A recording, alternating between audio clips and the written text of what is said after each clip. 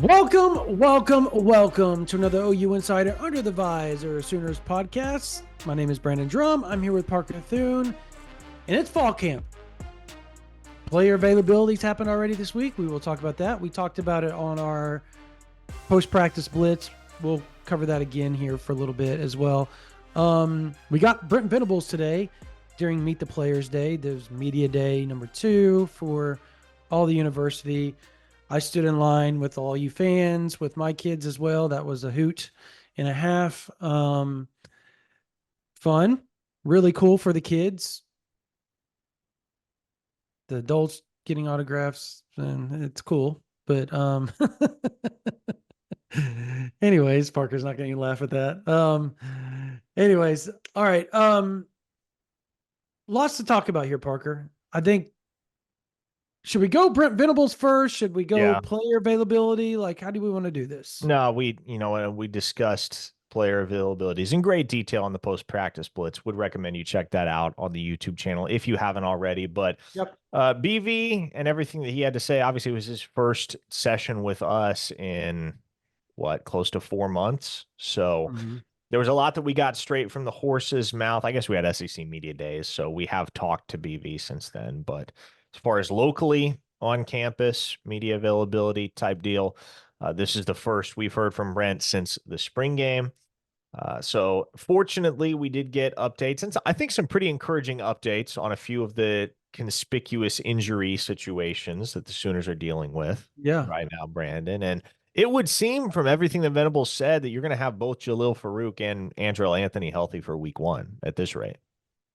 Yeah, Jalil Farouk, I think we assumed, right, that he was going to be available. It felt like he was trending in that direction right after everything that he went through during spring, during summer. Andrell, like, we keep getting, I guess the reports keep changing on him a little bit. Like, there for a while, he wasn't going to be ready till October. And now we're talking like maybe the beginning of the season. I mean, that he's running routes, right? I mean, BV confirmed he's running routes and doing things on air right now. I'm not real sure he's got contact availability right now. And did BV even clarify on that? I can't remember. I don't think he said that. I do know he said he was running though, right? The sum and substance of what he said is that Anthony is close to being a full go, but not quite there yet. Yeah. And it's been little over 9 months since his surgery, which took place in late October. So it has been a weird rehab. It certainly has, because the timeline has kind of shifted here and there and everywhere a little bit. But I think that the expectation was always that if everything progressed according to plan, he was going to be ready for week 1, and that wouldn't be a concern. That wouldn't be a question. There was a time, I think, earlier this spring where there was a bit of a question as to whether he was going to be fully healthy for week 1. But as I see it, Brandon, if we're sitting here 27 days out from the season opener, 4 weeks, and you're already close to being a full go, I feel as though I guess let me put it this way. I think Andrell Anthony will be ready to play by week 1. That is the impression that I get, but I don't feel as though he will be full tilt, taking him off the leash in the offense until conference play starts, because I also don't think you really need to rush him. Exactly. You know, like you may see him for 10, 15 snaps a game in non-con, but you're going to be able to get past Temple and Tulane and Houston without Andrell Anthony. So I think as long as he is 100% by the Tennessee game, that's what you're looking for. That's what you want. I agree. I don't think there's any reason to risk it, like, especially since he's had to have cleanups done in his knee over the last 4 months. It hasn't been an easy rehab for him at all. Like, we can confirm that it hasn't been a smooth go. It's had its peaks and its valleys throughout the process, which a lot of rehabs do, but his was a lot more. I guess it was a public rehab, obviously, because of what he does, and it was a magnified, right? Because he's such a vital. You saw what happened to Oklahoma, and the good thing they got Deion Burks, right? After Andrew Anthony left, that you saw it took a bit for Dylan Gabriel last year in the offense to find his groove because he was such a vital piece. Now they've had all off season to do things without Andrew Anthony. That's why I think one, you, as Parker said, you don't need him because you know what life is like without him. But it's also going to be, oh, how awesome is this? You have Andrew Anthony and Deion Burks and Nick Anderson and Jaden Gibson and Bowers Sharp, right? And I know I'm not naming everybody, but those are your wide receivers. Are you kidding me? Like in tight ends, like that's a lot to that's a lot at your disposal if you're Jackson Arnold, and Yeah. the addition of Andrew Anthony. And look, Jalil Farouk is having him healthy is so big. To me, he's your Mr. Do everything, right? He's your Swiss Army knife of the wide receiver room. He can beat you deep. He's going to go across the middle and make possession catches. And you're going to need that because you don't really have a Drake Stoops that's going to make that. Like somebody's going to have to fill that kind of a void. I feel like that's going to be Jalil Farouk for Oklahoma this year. And I'm not worried about the wide receiver unit. I thought I thought the things that were said about Jackson and Casey and Michael Hawkins were whatever. I mean, it was very It was what generic. you'd expect. Yeah, it was super generic. But behind the scenes, Parker, we're hearing things. And there is some good, some bad, some okay. Like it's what you expect in the first 3 days of fall camp. Just a roller coaster ride of mistakes and big plays. They haven't put pads on yet. They had shells on yesterday, shoulder pads, whatever, and helmet. But yes, they haven't put full pads on. They haven't gone full go yet. That's when you're going to really see what's what. Because we've heard the defensive line has just been dominant until they put shells on. And when the O-line had something to grab a hold of and get inside the armpit area. Imagine that, right? Yeah. It wasn't as easy for the D-line is what we're told. So, I mean, like, I think overall, everybody's been kind of pleased, right? I think, and you felt that in Venable's voice. Like, Venables has always been very upfront when things are not going well. And he'll tell you, I'm pretty pissed off at this group. And he won't say it in words like that, but like he'll say it in a very judicious way. Like, and he'll use the media to get to whatever position he's wanting to talk to and get their attention. It's not happening in practice. The coaching's not happening. Well, he's going to use the media to do it. And he's done that multiple times throughout his time at Oklahoma. You didn't have that today. There wasn't anybody that he was poking and prodding and trying to get, their attention. It felt like there was, you don't want to use the word content, right? I think they feel like they're trending in a good direction. Is that kind of how you gathered it? Yeah, and look, I think Brent Venables said a lot of things, pretty much everything that you would expect a head coach to say in his very first media availability of the fall after 3 days of practice. We don't know a whole lot about this team yet. We all have our thoughts, certainly. We all have our expectations. We have our prognostications as to what Oklahoma is going to look like on the football field this year. But gosh, we had a member on the OUinsider.com VIP board that posted a thread yesterday entitled "Desperate for Fall Camp Notes," which on the one hand you get, right? Because as soon as practice starts, as a fan, you want to know everything that's happening. But the other side of it too is that there's just not a whole lot going on yet that's going to have any tangible bearing on the actual season ahead. So, yeah, I think the early stages are, more about seeing what some of the newcomers can bring to the table, because that is your first look at them. I think naturally those guys are going to stand out more. For instance, Taylor Tatum. We've heard a lot about Taylor Tatum. Brent Venables talked about Taylor Tatum earlier today, but I think Taylor Tatum is naturally one of those guys that if you're at practice, if you're in that building, if you're privy to what goes on outside the Switzer Center through these first few days of fall camp, he's somebody that's going to catch your eye more so than the rest because he's new. You're not used to seeing 8 run with the backfield. So I that's to me always what the very first stages of fall camp are about more than anything else.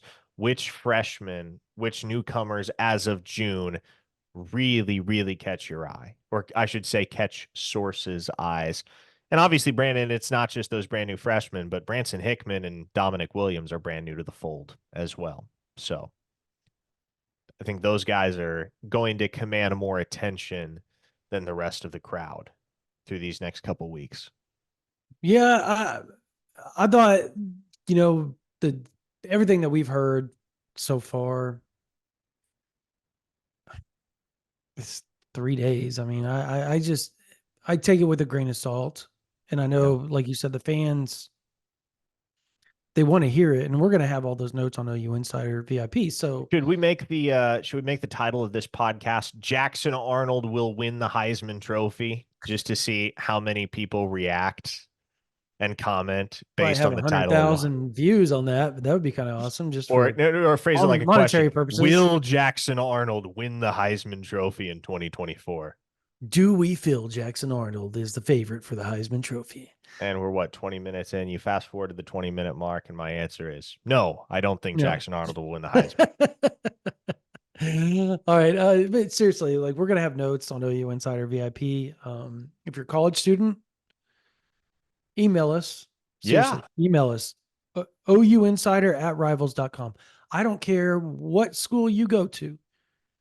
You can go to Oklahoma State for all we care. If you're an OU fan and you want inside information on the University of Oklahoma and want your favorite football team covered, whatever. You can go to New Hampshire University, whatever. It's random school.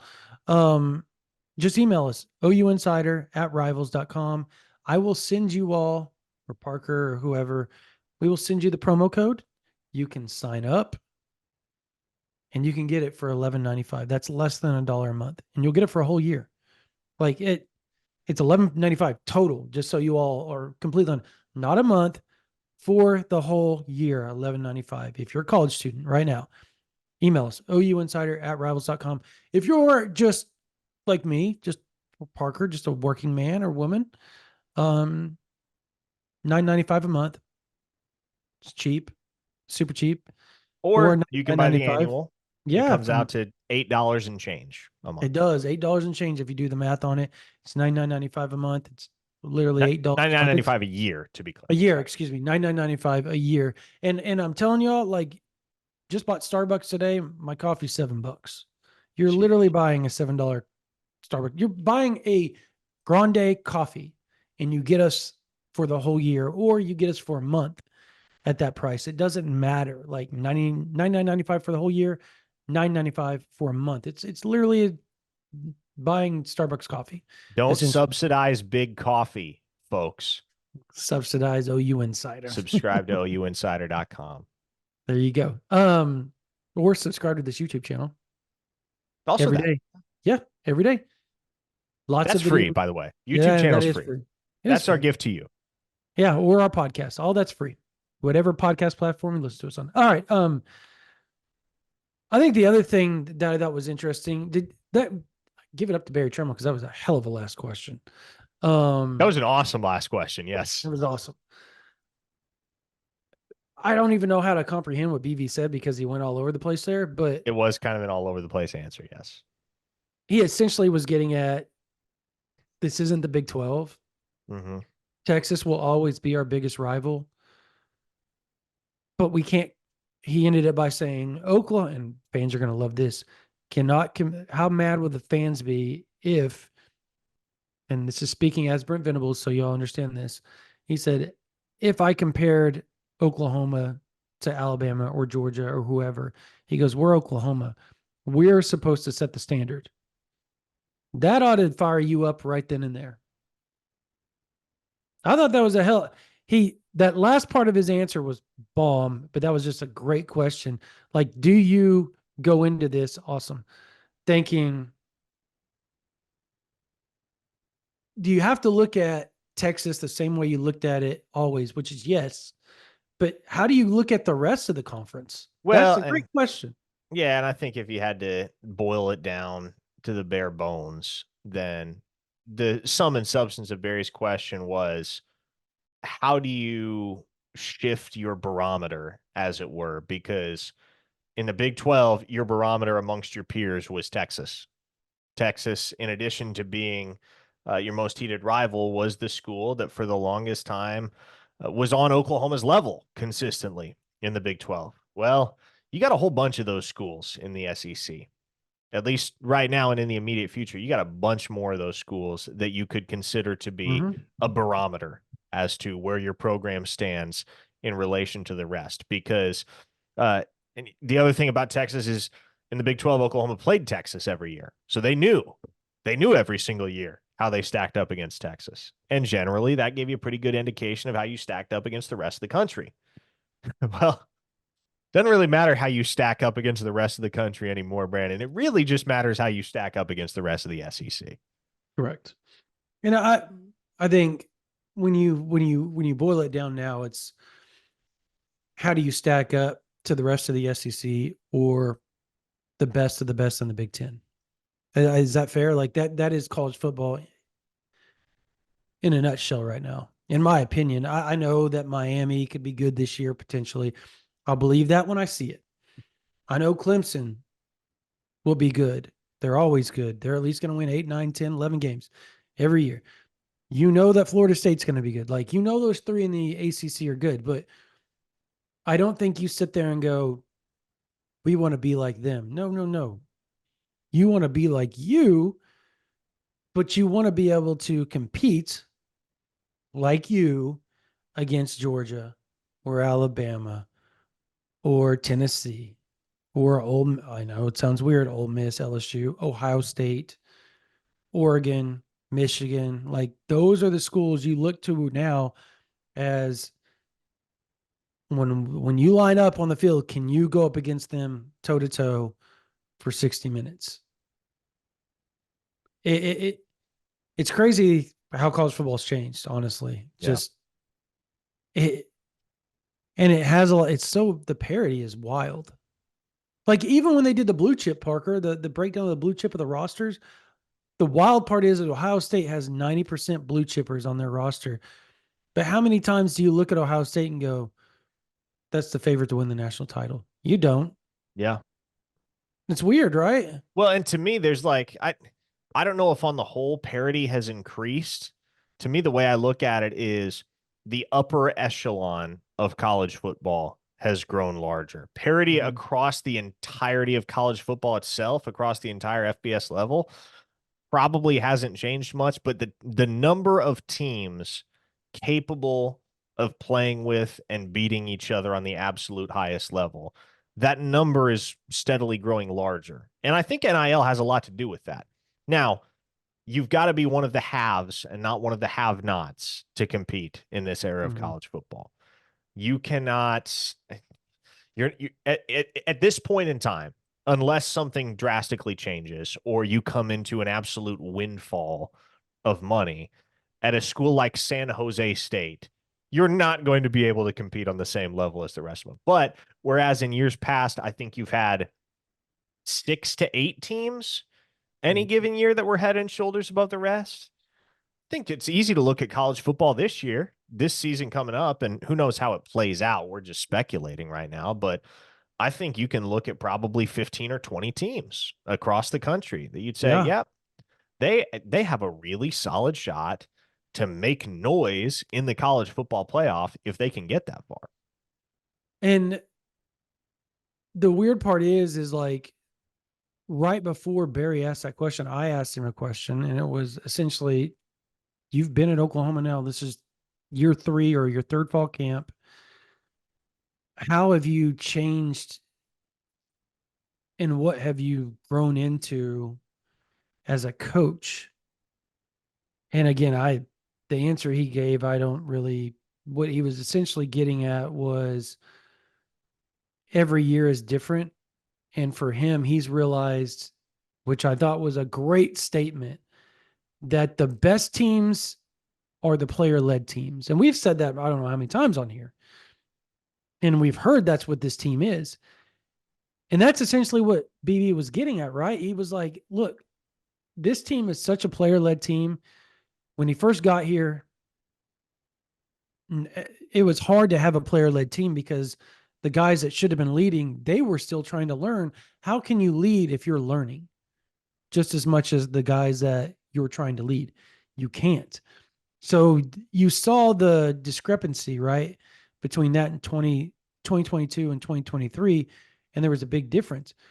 And then he went a little further and he talked about the roster and how the depth, right? Competitive depth. They bragged about competitive depth over and over and over and over last year. But he said even last year, there was points where the first and second team, there was a gap. Like there was a big gap in the depth and just the talent. He says that it doesn't feel that way anymore. He said, yeah, there's 50, whether they're freshmen, sophomores total across this team right now, 50 total. But he feels like the talent that has been brought in with those 50 has closed the gap with a lot of the upperclassmen, and that's where the competitive depth really starts to show face. And so he talked about feeling more comfortable with the depth and knowing that maybe you don't have to push them as hard, right? And I know fans hear that, Parker, and they're like, "Oh, what? So they're taking it easy on?" No. Talk to somebody today.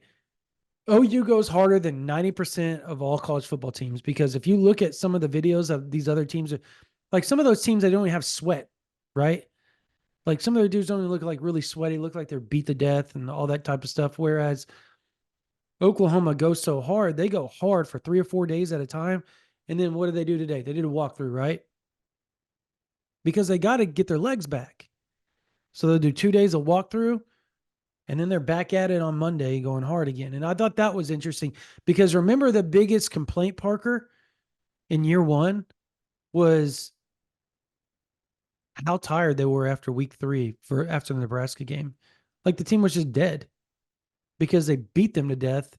They were in midseason form in week 1 because they'd gone so hard during fall camp. And I thought those answers were kind of interesting, and how he talked about how he's tweaked how he goes about things as a head coach now, and looks at it differently. You remember the And 2022 season, Brandon? I don't want to remember, but yes, I was just talking about it. So yes, I did. Yeah, but like I'm more talking about like you remember the conversation that we were all having circa week 8 about that team. Yeah, they're retired. They look Boy, dead. like they are so worn out, Mm-hmm. and lack of depth didn't help either. Very But true. man, and I think that is one area in which it's easy to figure that there's been growth in that realm for BV and his staff, just knowing and having a better pulse on what their guys are capable of physically and when they need relief, when they need rest, when it's okay to ease off the gas and let them get right again. But also, and this is another thing that Venables remarked on today, is how much deeper they are this year. Yeah. Compared to where they were in 2022 and he specifically mentioned the linebacker group where in year 1 for him, they only had 3 guys at that linebacker spot that they were confident could play and play meaningful snaps and not be a liability on defense. And those guys were Deshaun White, David Agwebu, and Danny Stutzman. Okay, Yep. Danny Stutzman, we know that dude's a stud, but he was a sophomore then. The Danny Stutzman that we saw in 2022, far cry from the Danny Stutzman of today. David Agwebu transferred to Houston and ended up playing defensive end. He was out of his depth at linebacker, and it was kind of Still easy had to see. 100 tackles, which is just crazy. Yeah, because I mean, somebody had to have him, right? Yeah. And then you had Deshaun White, who ended up playing a whole bunch of cheetah, which is a position he absolutely was not suited for, just because nobody else was at the point yet where they could process everything that needed to be done at that spot. So, gosh, man, it is striking to see You how say far this Deshaun White and program. Cheetah, and all I What? think about 3rd and 16 against Kansas State, and him playing back like I thought it was 3rd and 18. Regardless, it was 3rd and a Whatever. lot. Yeah, he was playing back like 25 yards, and you're like, why? Yeah. Again, go ahead. I'm sorry. That's it just came to my mind. I was like, ugh, that was hard. No. And I think the easiest thing to get excited about this OU team in the 2024 season is, and I will bring up another of Venables' comments from today. If it is indeed true, as he stated, that there isn't much of a drop off between the level of play from the first team defense and the second team defense, if there is much less of a drop off there than there was in 2022 and even in 2023 for that matter, if you were that deep across the board that your second team unit can approximate the same level of play that your first team unit is capable of, that's a dangerous proposition for the rest of the SEC, because that means Oklahoma is going to be a very good defensive team because they will be able to stay fresh and they will be able to give you a myriad of different looks, which is what Venables' defenses historically have thrived on, Brandon. It's scary. But it's good if you're an Oklahoma fan, and if it rings true. Now, he's throwing a lot of expectation out now for this defense. It already had a lot of expectations because people nationally are talking that it could be the second or third best defense in the SEC. And so for the head coach that is notorious for trying not to build up too much hype on things to come out and say something of that ilk, I think that you look at it and go, I mean, you almost put the defense in a precarious position, because now if they don't live up to that, because that quote's going to be thrown out there for the rest of the season if they don't live up there. Remember what he said after 3 practices about how he thought that this team was deep and talented and one of the best that they've been around, and blah, blah, blah, blah, and blah, blah, blah, blah. And then if it doesn't happen, what now?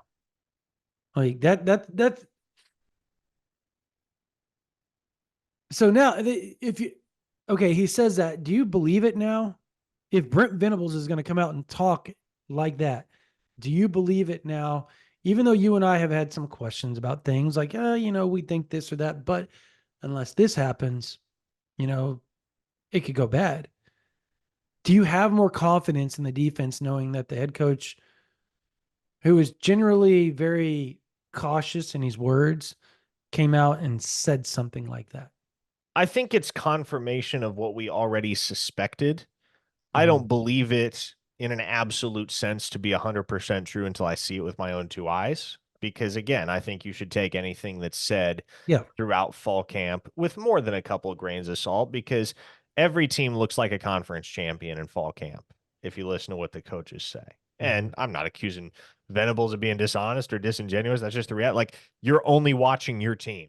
So even if you're at every single one of those practices, you truly do not know how your team stacks up against the competition until you go play some games. So I'm cautious about saying, yes, this is going to happen.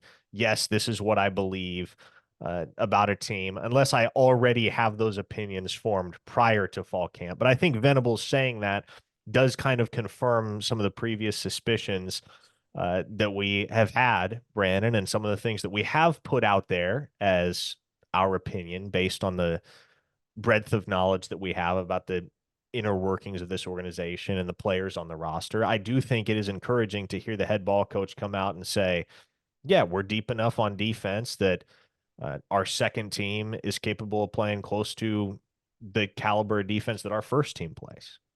I guess he really hasn't said what caliber that is. I mean, that also could be, could be, but you would have to surmise that he's not going to come out and say that unless he thinks that they're pretty damn good. So, I mean, there's that too. On that note, we did talk to Dominic Williams, obviously Peyton Bowen, Branson Hickman, and Nick Anderson on Thursday. And much like Venables, the question was asked, what can this defense be to Dominic Williams? It was the first time we ever spoke with him. And he literally turns looks right at the reporter and goes, "Number one. Our goal is to be number one, and we've got the talent to be number one." I thought that, to me, was huge, to come out there and be that confident. And the very first time you meet with the media and you feel that confident after two practices, that's where you're at. Now, granted, that was the day before they put shells on. And from what we're told, the defensive line just got done whooping up on the O line like they were nothing at that point. And let me tell y'all, before you get mad about that, there's a lot of people that think this O line's going to be pretty damn good. That is starting to there's some buzz coming out about this O line being pretty damn good. There's some people that are confident in that now. Parker and I may not be one of those two right now, but there are people out there that feel that way. All right, we're switching the title of the podcast. Will OU win the Joe Moore Award in 2024? Anyways, we did. Parker and I have not reported that. We're reporting what some people believe. So, anyways, my point is that Dominic Williams, he was fantastic. And you tweeted it out. I was standing there holding the video camera. The other interesting part was the fact that the two that go up against each other every day in practice absolutely hated each other before they became teammates, and Branson Hickman and Dominic Williams. Well, I was giving that to you so you could talk about it. No, I mean, it's entirely natural, right? I mean, if anybody that has played sports knows that if you're on the opposite side of a rivalry series and you have one player or one individual that you're going up against in that series on a regular basis, you're probably going to have a little bit more, what even is the word? Vitriol, I suppose. Vitriol, yeah.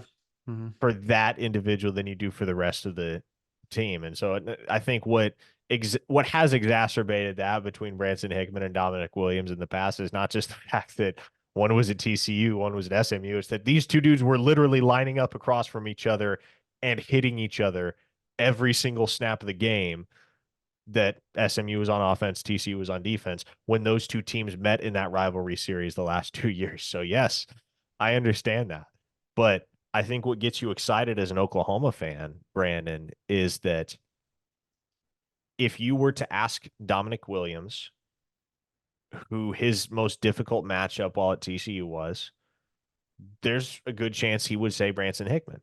And if you ask Branson Hickman who his toughest assignment was during the time he was at SMU, I think there's a pretty good chance he'd say Dominic Williams.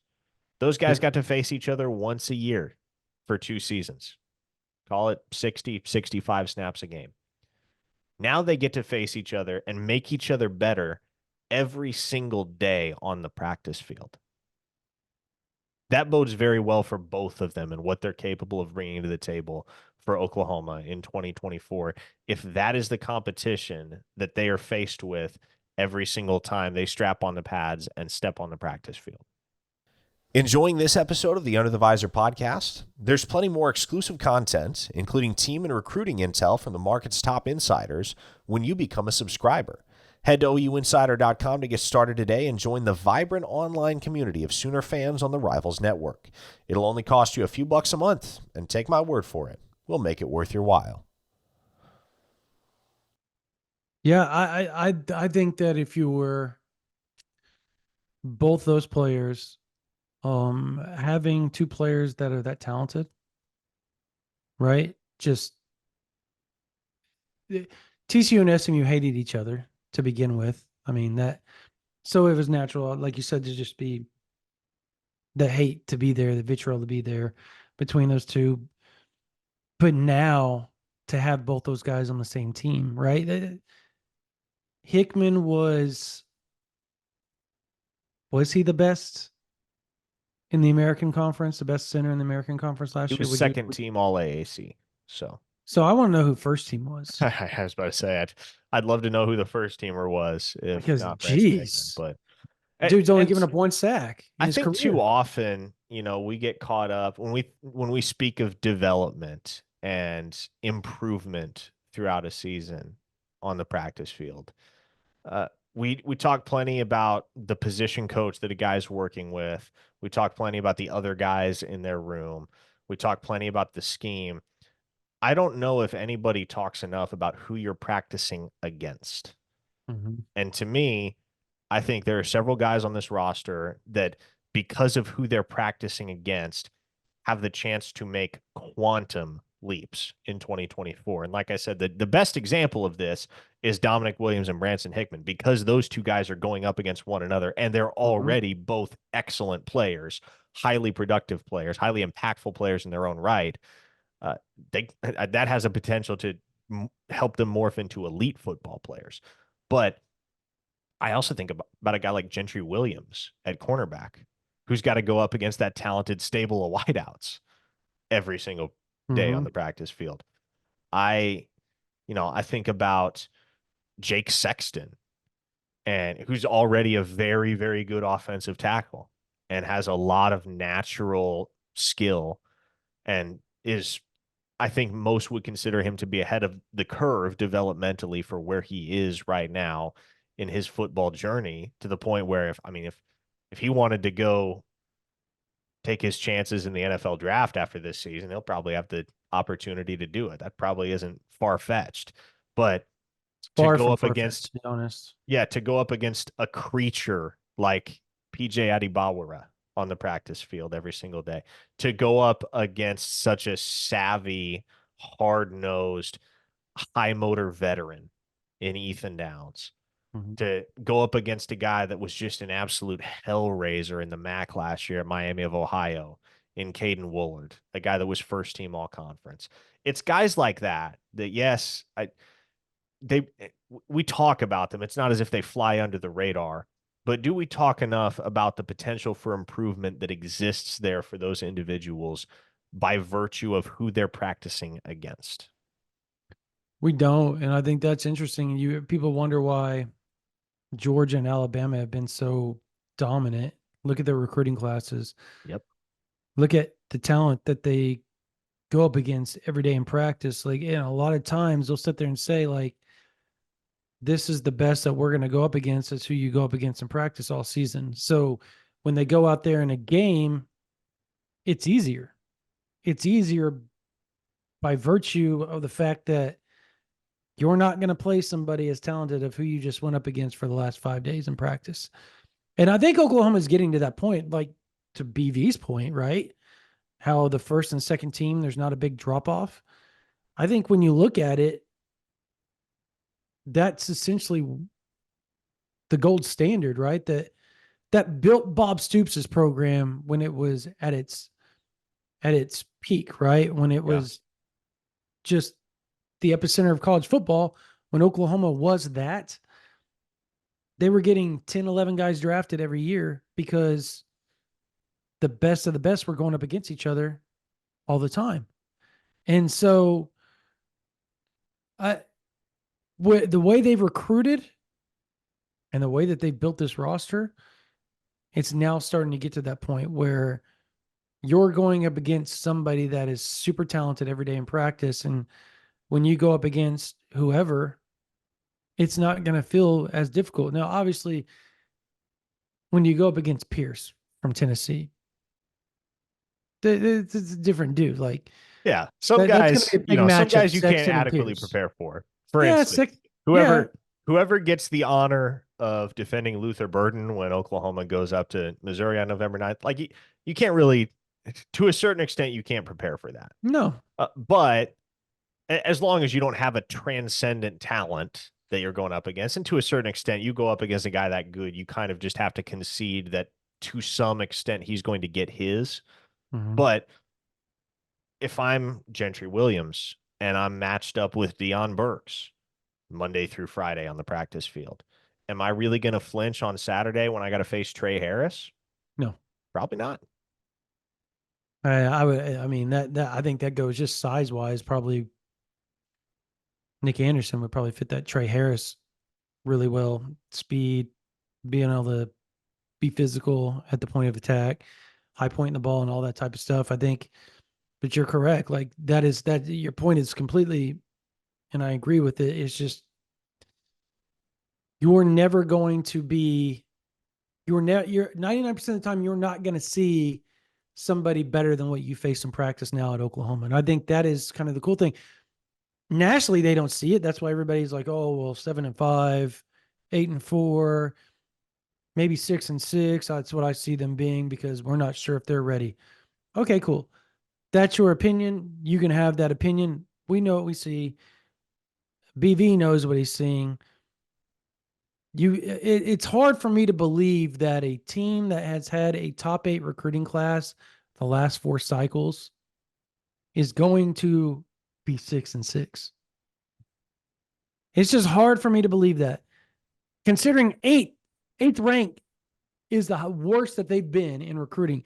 Every other time it's been like 6, 7. I think they're 4th or 5th right now. Like, that's crazy. And you're going to sit there and tell us at 6-6.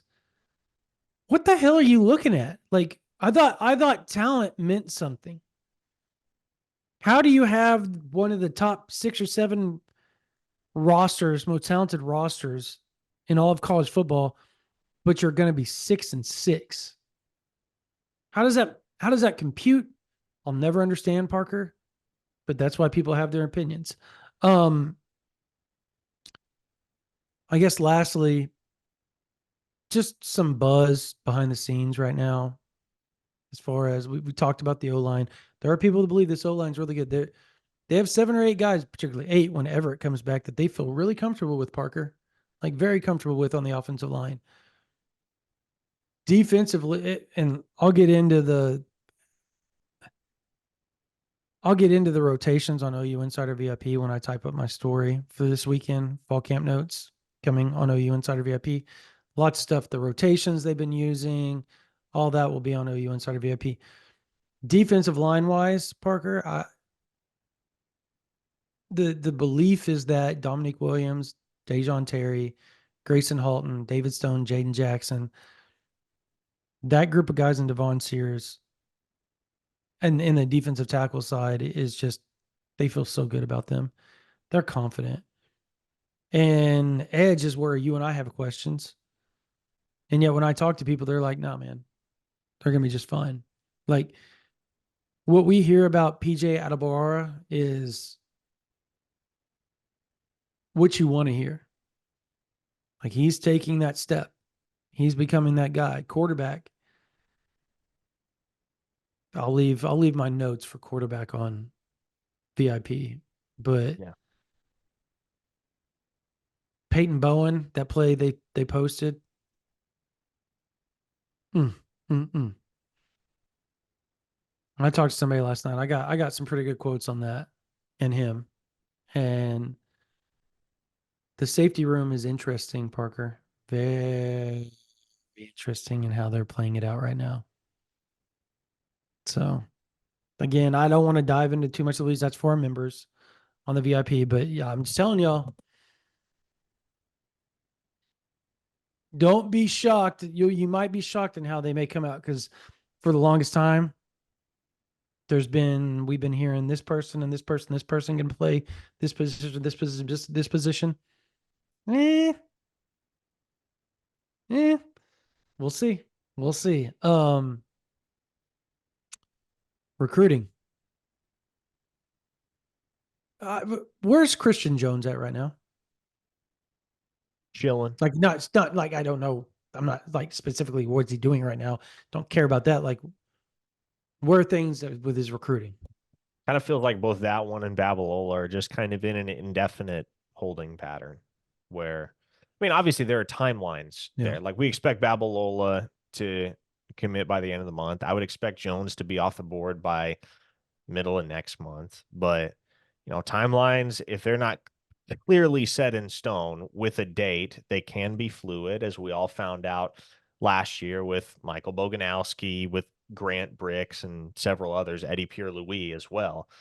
So I don't necessarily know for sure what the timeline is with Babalola and Christian Jones. I would expect them both off the board in the next 6 weeks.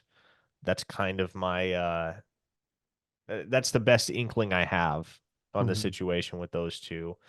And honestly, Brandon, like, the one thing we do know, The one thing everybody knows is that Mm-hmm. Michael Fasusi is committing on August 21st. And Yeah. so that's the real easy thing to lock in on. And I think that's what everybody is most juiced up for, is to And, find out whether Fasusi is a Sooner or a Longhorn on the 21st of August. and right now, I mean, if I was, and everybody wants to get mad when I say this, if I was going to throw in a pick, I would pick Oklahoma right now. But the reason is NIL. Like Oklahoma has and continues to feel, they have been and they continue to feel very, very good about where they stand with Michael Fasusi. Texas is worried, very worried about the situation right now, and they're doing everything they can to And try and sway this thing. Go ahead. Go ahead. here's kind of the one thing that I would just try to emphasize to everybody as we get closer to the finish line with Michael Fasusi. If I've said it once, I've said it 100 times in the last few weeks. OU feels good. OU's in a good spot. You'd rather be in this spot if you're OU than Mm-hmm. have Texas be in the spot that you're in. But here's what I want to hammer home. Desperation is a hell of a thing. And with how many high profile battles as have not gone Texas's way in recent months, they may be desperate by the time that Fasusi is ready to lock in on the 21st of August. Desperation has been OU's demise in several high profile recruiting battles in recent years, because OU doesn't play desperation games, Brandon. No. Like that's not how they roll. And they've recruited well enough to where they don't have to be desperate for Michael Fasusi to jump on board. Heck, they don't have to be desperate when Andrew Babalola is still sitting out there uncommitted. So Or you go try and flip somebody from somebody else. I mean, that's generally how that works. I'm being general. I'm being in general. And I think most everybody understands where you're kind of leading And with I'm that. just not going to say it, but you all can Yes. paint your own picture if you want to. My point is, desperation might be what drives Texas to do whatever it takes to sway this thing. And that's kind of the lingering concern on the OU side. It's a super big issue. It's what we've talked about for a month now, is that no matter how you feel about it, no matter how OU feels about it. And I talked to somebody yesterday or the past few days, that really is invested in offensive line and knows a lot of what's going on at Texas and knows a lot of people at Texas. And they understand that Texas doesn't really have anything else. Like, they've recruited magnificently at offensive guard, center, any other offensive, but the guard spots and center spots. Where Texas has just gone to crap with their offensive line recruiting has been tackle. Yeah. And they're hurting. Like, the guys that leave for the NFL this year, they don't really have a plan A for who's coming in to fill those spots. So you can expect them to be really aggressive in the portal. You can expect them to be really aggressive with Fasusi. And if they miss out on Fasusi, they're going to go try to find somebody somewhere and throw a Brinks truck at that kid to try to make him come to the University of Texas. Like, they have to, Parker. They have to. And the good thing about Oklahoma is Beatonbow has the offensive line is so young.